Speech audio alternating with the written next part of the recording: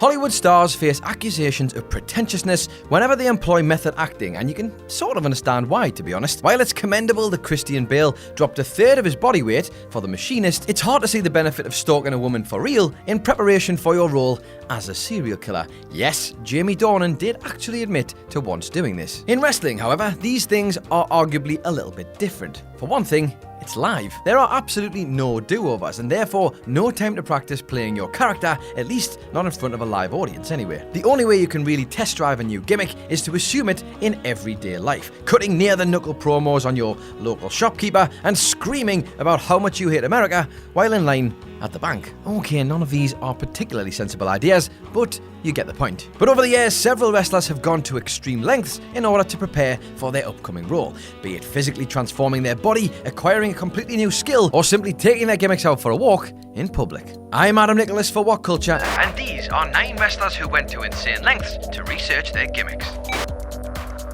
Number 9, The Shark. Now, we all know what it's like when you start a new job. You walk in with a can-do attitude, you try your best to make a good impression, and you'll go above and beyond to get in your employer's good graces. You know, the usual stuff, like buy everyone a round of coffee, stay in the office until 9 p.m, or, you know, get a tattoo.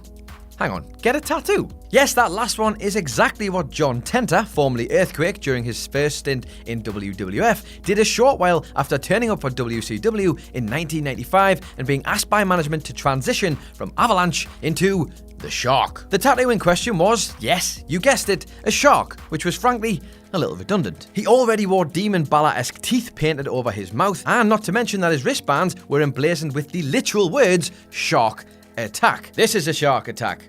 This is a shark attack. This is Shark Attack. What I'm trying to say is, it's not exactly like the fans were in any doubt about what his character was supposed to represent. Now, since the spot on his arm where the shark went used to be occupied by a tattoo of a tiger, however, it is possible that he was just looking for an excuse to rid himself of some old ink. And fair enough, if that's the case. Still, it was probably a little bit annoying when he was released just a couple of years later. Number 8, Brian Pillman. To prepare for his role as a straight-shooting loudmouth in ECW and later WWE, Brian Pillman purposefully burned his bridges with Eric Bischoff and WCW, which, at the time, was the biggest gig in town. Now that is some commitment right there. He did this by insisting to Eric Bischoff that he was strictly heading up to Philadelphia in order to develop his new character. Once Bischoff agreed, Pillman went over to ECW and never came back, instead jumping to WWF in mid-1996. As a consequence of this decision, Pillman's new character instantly had a ton of buzz surrounding it. Right from the get-go on Monday Night Raw, Pillman was regarded by fans as a total loose cannon, something that was exacerbated by the infamous gun angle involving his real-life best bud, Stone Cold Steve Austin. As for Bischoff, you can imagine he was probably left seething down in Atlanta, but that was the perfect way for Pillman to practice drawing heat. I mean, you can't expect to get thousands of people to cheer you if you can't even piss off one, right? Number 7, Kevin Sullivan. Now, thankfully, wrestling has reached a point in 2019 where women in the industry are able to play three-dimensional characters with their own hopes and ambitions, instead of just, you know, being referred to as woman. But mid-90s WCW was a very different time and a very different place. In this case, the woman in question was Nancy Sullivan, whose husband Kevin used his creative license to book himself in a feud with Chris Benoit, the subject of which would be their mutual love for his own wife. Now, this sounds like a bad idea on paper, doesn't it? Not exactly ideal. But Sullivan was apparently so desperate to keep kayfabe alive during his feud that he instructed that the pair travel with each other on the company's tour dates and spend as much time together as possible in order to convince the fans. And in fairness, it worked. In fact, it worked so well that it would result in Nancy having a real-life extramarital affair with Benoit before leaving her husband to marry him. Number 6, Nikita Koloff.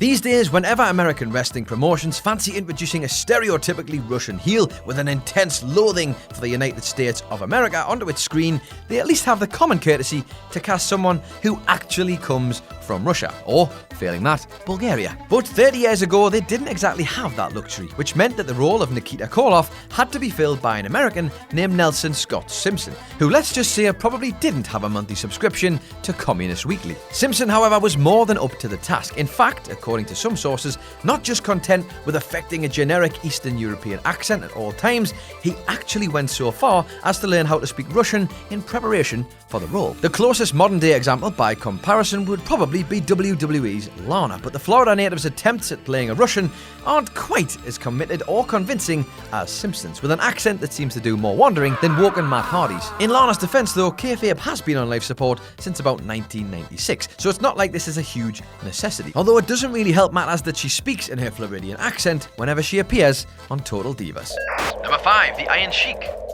The Iron Sheik prepared for his role by adopting a completely new and pretty bold physical look, and one that probably wasn't all the rage in the United States during the early 90s. Essentially, it involved shaving his head bald and growing what is sometimes referred to as a buffalo mustache, in the sense that its shape kind of resembles the horns of a buffalo. Now that may sound simple enough, but considering virtually all of WWE's cast look like runway models these days, it's worthy of praise all the same. The more interesting part, however, is how Sheik developed his character over the months and years ahead. He's a performer who you could argue has taken method acting further than any wrestler before or since, epitomised by the legendary time he went on an expletive-filled rant during a shoot interview. Of course, it does also raise the question of whether he's actually playing a character or he's just simply being himself. We'll probably never know for sure, but either way, it's fair to say he's dedicated to the craft like few others.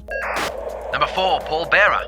Alright, it would be a bit of a stretch to say that Paul Berra trained to practice as a mortician in order to become Undertaker's eerie ringside accomplice, not least of all because he hadn't even met the dead man when he started doing it. But what better preparation could there possibly have been for the role of Taker's manager than spending all of your time around actual dead bodies? Deliberate or not, it's a dedication to a craft that he was smart enough to play on for his career in wrestling, and to have that foresight alone is nothing short of genius. Incidentally, while Berra may not have intentionally set himself up for a career as one of the industry's great character actors, anyone who's seen him speak out of kayfabe will know he really did sound like that.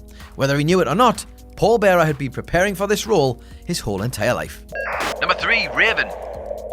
Alright, now let's get one thing clear here. I've got no concrete basis to go on for this one whatsoever. And for those keeping score, I fully admit this is speculation on my part. But having said that, I'd be willing to bet that Raven has partaken in a spot of method acting every now and again throughout his career. Considering the amount of physical pain he was prepared to undergo in the aid of the wrestling business, I think it's kind of fair to assume, right? But while all of that may be conjecture, what we know for sure is that Raven, relative to pretty much every other wrestler of his era, put in a heck of a lot of preparation into his promos, which were peppered with obscure literary allusions and deep philosophical ramblings. Even in the years since, few mainstream performers have come close to replicating his eccentric style on the microphone. I guess you could say Bray Wyatt on a good day, but he's much more about those one-line sound bites than long, drawn-out monologues. Or at least he is nowadays anyway. Please don't hurt me, fiend. Perhaps there's a lesson in there somewhere for the WWE creative team. If you let your wrestlers off the leash every now and again, then there's a chance they could produce some solid stuff by themselves.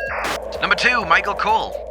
Yes, before you smash your keyboard into oblivion, Michael Cole is not a wrestler, granted, but if you're a long-time viewer of Monday Night Raw, then you may recall that time he did assume the guise of an intensely annoying heel for a couple of years, culminating with a blow-off match against Jerry Lawler at WrestleMania 27. To do this, Cole needed to get in shape, and that's exactly what he did. Just look at these before and after pictures on WWE.com for the proof, and though he's obviously exhaling in one and posing like Hulk Hogan in the other, he's clearly shifted a few pounds. And all of that while being a single dad and raising Adam Cole to be one of the best wrestlers in the world. Kudos to you, Michael Cole. Now, it's not exactly like he was enormous before, to be fair, and not that it matters, but you can kind of understand why someone might get a complex when they're spending all day next to a Greek god like John Cena. And number 1, Goldust. Now, while Goldust tops the list, this one is less of an example of someone who actually went to extreme lengths in preparation for their role, and more about someone who would literally have gone to the most extreme lengths for their specific role. In this particular instance, these lengths are so extreme that it just couldn't not be top of the list. The long and short of it is that during his days as an androgynous, line-blurring gold person, I guess we'll call him, the so-called bizarre one allegedly approached Vince McMahon with the idea of getting breast implants in order to lend his character some extra authenticity. Incredibly, the chairman of the board was said to have rebuffed his request, which, to be fair, seems pretty odd. Given everything we know about Vince McMahon, this seems like exactly the kind of thing he'd love to create a bit of mainstream media buzz, and something he'd definitely go for, if not even personally insist on. But perhaps in a rare moment of humanity, Vince McMahon was thinking about Dustin Rhodes' long-term future in the ring.